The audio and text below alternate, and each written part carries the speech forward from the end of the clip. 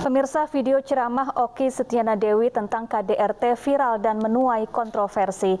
Namun Okky meminta maaf dan menegaskan menolak kekerasan dalam pernikahan. Hai wanita para istri, engkau bisa masuk surga dari pintu mana saja yang engkau kehendaki asal... Video ceramah Okky Setiana Dewi tentang istri yang dipukul suaminya namun tidak mengadu ke orang tuanya karena untuk menutupi aib rumah tangga menjadi kontroversi.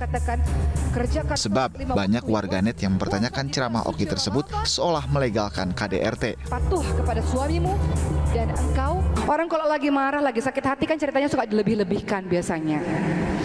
Tapi sang istri mengatakan, ya Allah Pak Bu, aku tuh nangis karena aku rindu sama bapak sama ibu. Suaminya luluh hatinya, istriku itu Masya Allah menyimpan aibku sendiri, ya Allah, luar biasa. Makin sayang dan cintalah suami tersebut. Makanya kadang kalau kita berantem suami istri, khususnya bagi pernikahan muda, dikit-dikit ngadu sama orang tua, orang tuanya udah kesel, kita udah buat anak lagi sama suami kita, ya, udah baik lagi sama suami kita. Orang tuanya masih sebel, kitanya udah harmonis lagi sama suami kita. Jadi nggak perlulah cerita-cerita yang sekiranya membuat kita menjelek-jelekkan pasangan kita sendiri. Karena kalau lagi marah, lagi sakit hati kan... Di sisi lain, Komnas Perempuan berpandangan kekerasan dalam bentuk apapun tidak dibenarkan dalam Islam, termasuk suami menampar istri. Namun belakangan, Okky Setiana Dewi menyampaikan klarifikasi dan minta maaf melalui unggahannya di Instagram. Kakak dari Ria Ricis ini menjelaskan penggalan video yang viral di media sosial ini merupakan ceramahnya di Masjid Al-Muhajirin Magelang sekitar 2 atau 3 tahun lalu. Okky juga menegaskan menolak keras adanya KDRT di dalam pernikahan.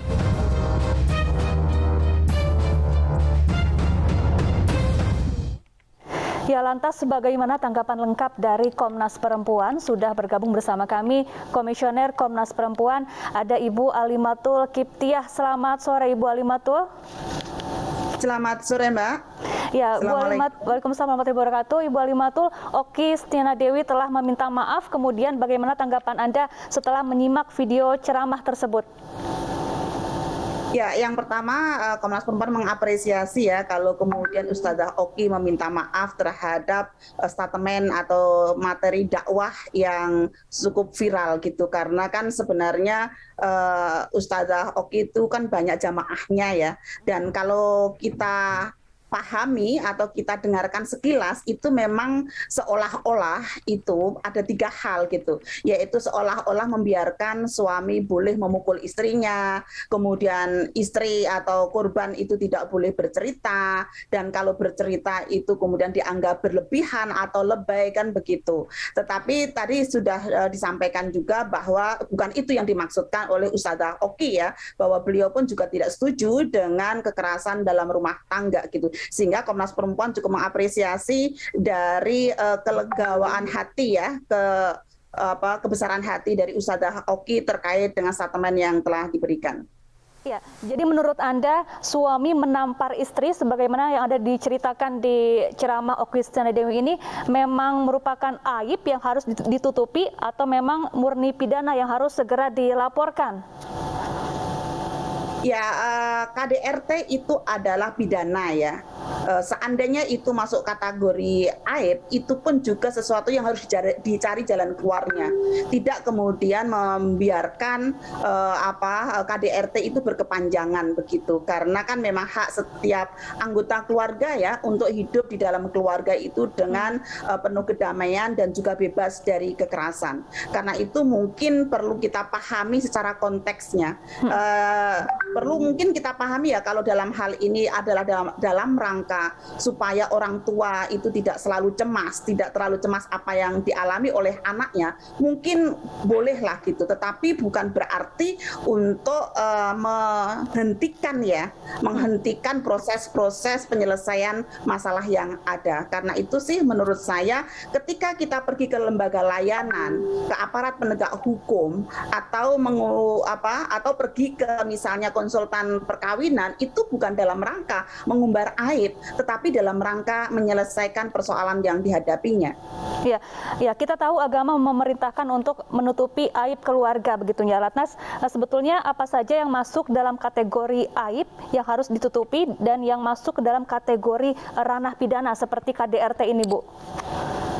segala sesuatu yang membuat orang lain berbahaya, membuat orang lain terasa terendahkan, kemudian juga tidak nyaman, yaitu namanya kekerasan. Walaupun itu dilakukan oleh pasangan suami ataupun istri ya, ataupun di dalam keluarga ya. Karena itu kan kemudian membuat trauma, membuat orang tidak nyaman di dalam keluarga gitu. Sehingga menurut saya sih itu seandainya itu masuk kategori aib tapi yang harus diselesaikan karena itu masuk kategori pidana. Apalagi kita di Indonesia itu sudah punya undang-undang PKDRT yang harus kita ikuti ya, bagaimana implementasinya itu gitu.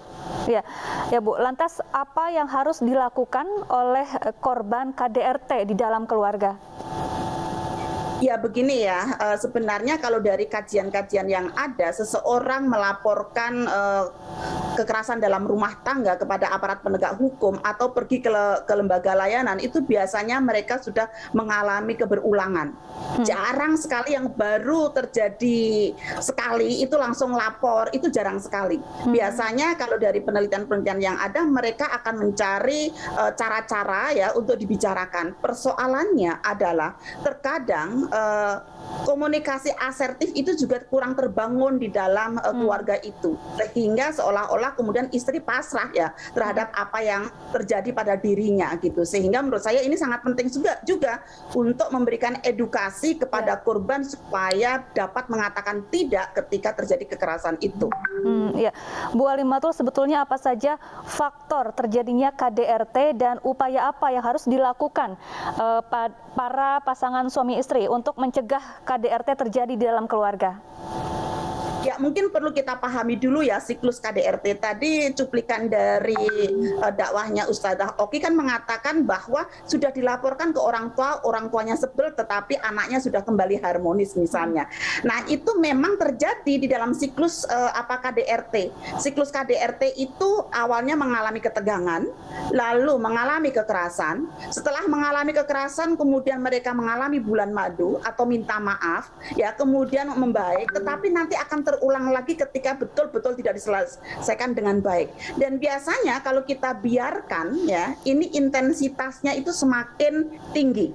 Seperti bola salju yang dia itu semakin kita biarkan kekerasan dalam rumah tangga itu biasanya intensitasnya semakin tinggi.